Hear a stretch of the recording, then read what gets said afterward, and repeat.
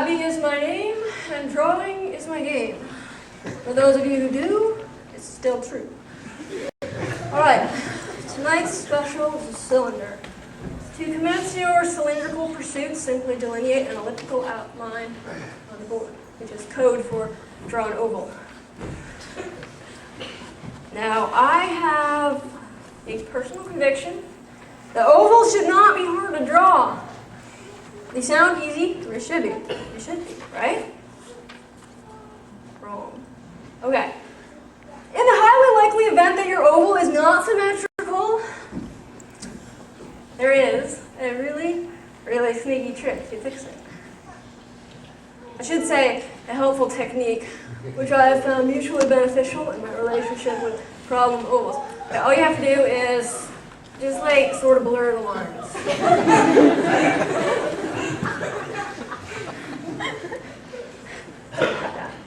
If you practice enough, you should be able to, eventually you will be able to draw an oval correctly the very first time. I'm assuming that's the case. Clearly I've never practiced enough to find out. Okay, so you got your oval. Next thing to do is draw 2 vertical lines down from the outside. They don't have to be straight. Vertical lines, I should say, should not be confused with horizontal lines. Vertical are up and down, horizontal are side to side. If you're watching a sunset, you don't have to unhinge your head or pull a muscle. It is a very good idea to stretch before you draw.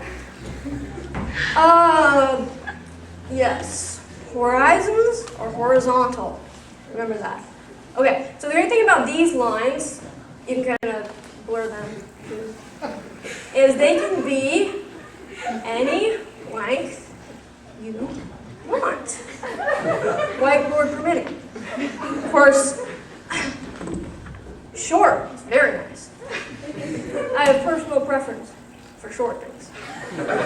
Okay, you got your 2 lines. Okay, the next step is to connect them, but it is extremely important you do this step correctly. A lot of times, how you do something, everybody's important is that you do it.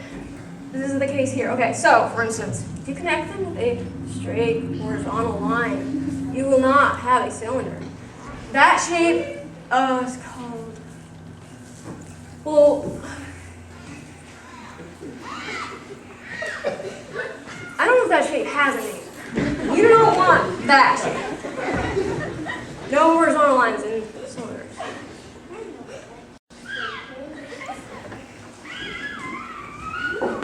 Okay, the correct way to connect the lines is with a curved line, which approximately matches the curve of that line. Approximately. Yeah. It's very important that it curves because the surface of the cylinder is curved. Alright, so you've got your cylinder, but what good is it? Why would anybody want to draw a cylinder? I don't know. See, I really like drawing cubes. Those are awesome, but cylinders.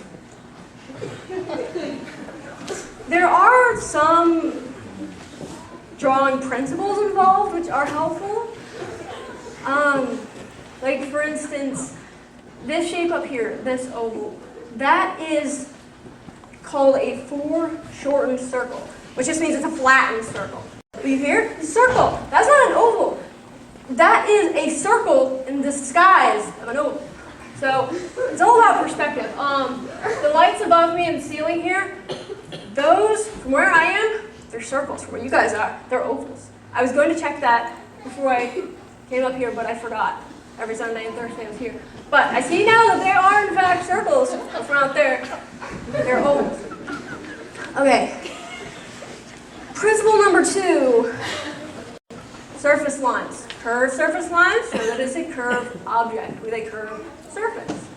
And drawing principle number 3, shading adds depth. I didn't shade that, but if I had, you would see that it is a fantastic way to add depth. So, coming up next, shading, but first, diagonal lines. Diagonal lines are a lot like vertical lines and a lot like horizontal lines. They go in a different direction entirely. They are very energizing to the viewer. Horizontal lines and vertical lines are kind of relaxing for people who are looking at them. Diagonal lines have a lot of energy. A good way to remember it is to think of diagonal lines like rubber bands, and vertical and horizontal lines are like umbrellas. That would only be if you get super excited about rubber bands and don't really like umbrellas. If you really, really like umbrellas, it'd be the other way around. I don't actually like umbrellas or rubber bands very much myself, but I know that it can be very helpful to have colorful illustrations to help people remember concepts that are difficult to understand, especially ones people can identify with. Not sure that particular one helped a lot. Anyway, diagonal lines go something like that, and they're good for shading.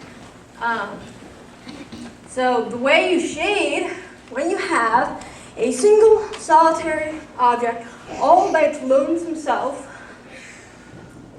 no friends, all you have to do is just pick one side or the other, doesn't matter which, and just color them diagonal lines. It doesn't even matter which direction the diagonal lines go, just as long as they're consistent.